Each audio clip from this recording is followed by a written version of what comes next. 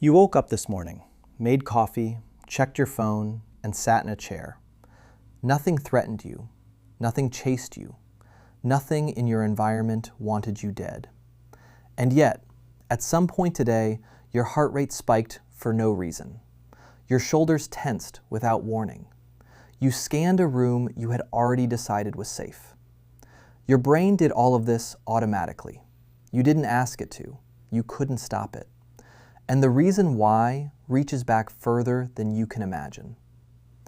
Your nervous system is not a modern machine. It is an ancient one, running ancient software, inside a world it was never designed for. The part of your brain responsible for detecting danger, the amygdala, has not meaningfully changed in over 200 million years. It predates language. It predates memory as you understand it. It predates the concept of a safe room, a locked door, or a city with streetlights.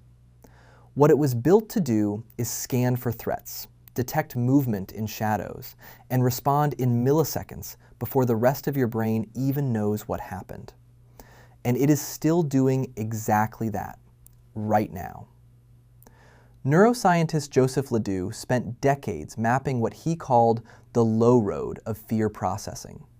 His research, published across the 1980s and 1990s, showed that sensory information, a sound, a shape, a shadow in your periphery, travels directly to the amygdala before it ever reaches your conscious cortex. That means your body reacts to something scary before you see it, before you identify it. Before you can think the word danger, your pupils have already dilated, your muscles have already tensed, and adrenaline has already entered your bloodstream. You are already running, at least physiologically, before your conscious mind has had time to ask why. This is not a flaw. For most of human history, it was the difference between surviving and not. Think about the environment your ancestors actually lived in. Not your great-grandparents, not medieval peasants. Go back much further. Go back 300,000 years. You are a member of a small band of early Homo sapiens, maybe 20 to 50 people, moving through an African savanna. The grass around you is tall. The light at dusk turns everything orange and formless. You cannot see what is behind the tree line. Your food walks on legs and can outrun you. Things that want to eat you are faster, stronger, and have better night vision. In this environment, a nervous system that waits for confirmation before responding is a dead nervous system. The ones that survived were the ones that flinched first and asked questions later.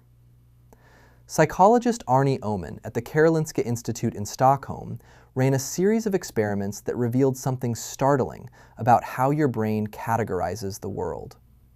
He showed subjects a rapid sequence of images, flowers, mushrooms, faces, spiders, snakes, and found that images of snakes and spiders were detected faster than anything else, even when they were masked or obscured so that subjects couldn't consciously identify them.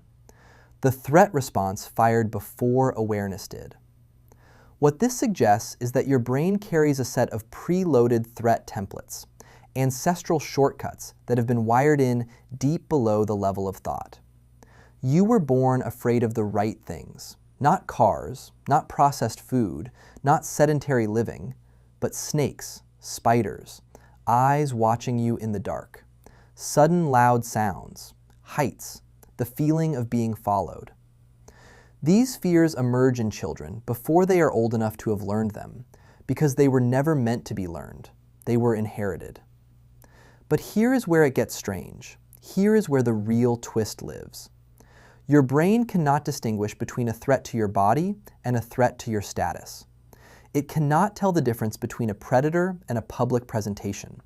It runs the same code for both. Social psychologist Roy Baumeister found through decades of research on social rejection that being excluded by a group activates the same neural pathways as physical pain. Not metaphorically the same, literally the same overlapping brain regions. When someone is left out, ignored, or publicly humiliated, the anterior cingulate cortex, the same area that processes the sensation of a wound, lights up. Your brain treats a lost friendship with the same seriousness it once reserved for a broken bone, because in the ancestral environment, losing your group was lethal. Exile did not mean loneliness. It meant death. There was no surviving alone on the savannah. The group was the survival mechanism.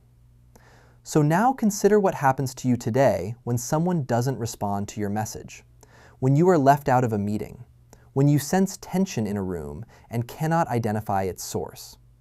Your amygdala does not know you are in an office. It does not know there are grocery stores. It does not know you are not about to be expelled from the tribe. It runs its ancient calculation and sends up the ancient alarm, and your body floods with the ancient chemistry of distress over something that, rationally, you know is not dangerous, and yet you feel it anyway, fully, physically. This is why anxiety doesn't respond to logic. You cannot talk your way out of a fear response the way you might solve a math problem, because the fear isn't coming from the part of your brain that does math. By the time your rational prefrontal cortex has assembled a coherent thought about the situation, your subcortical systems have already been running their threat response for several seconds. You are playing catch-up with yourself. Neuroscientist Lisa Feldman Barrett, in her foundational work on predictive processing and emotion, offers a model that reframes all of this. She argues that your brain is not a passive responder to the world. It is a prediction engine, constantly modeling what is likely to happen next and preparing your body for it before it occurs. Every moment of every day, your brain is running a simulation. And that simulation is based primarily on past experience and ancestral templates of threat. When the simulation predicts danger, the body prepares for danger. And in a world as safe as the one most people reading this live in, those predictions misfiring is not a bug. It is the ancient software running exactly as designed in an environment it was not designed for. You are over-prepared for a world that no longer exists. Think about what that means for a moment. Your startle response, the way you jump when a door slams, is faster than conscious thought, clocking in at under 200 milliseconds. That response was calibrated for a world where a sudden sound meant something rushing at you from the darkness. Today it fires when a phone notification comes through unexpectedly. The same cascade of cortisol that once sharpened your vision, directed blood to your legs, and prepared you to sprint or fight, now makes you irritable in traffic, short-tempered at work, and unable to sleep when nothing is actually wrong. The chemicals are the same. The threat is not. And there is one more layer, one that reveals just how deep this goes.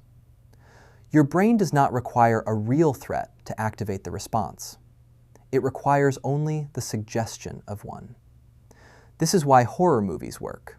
This is why suspense music in a film makes your heart rate climb even though you are sitting in a cushioned chair eating popcorn.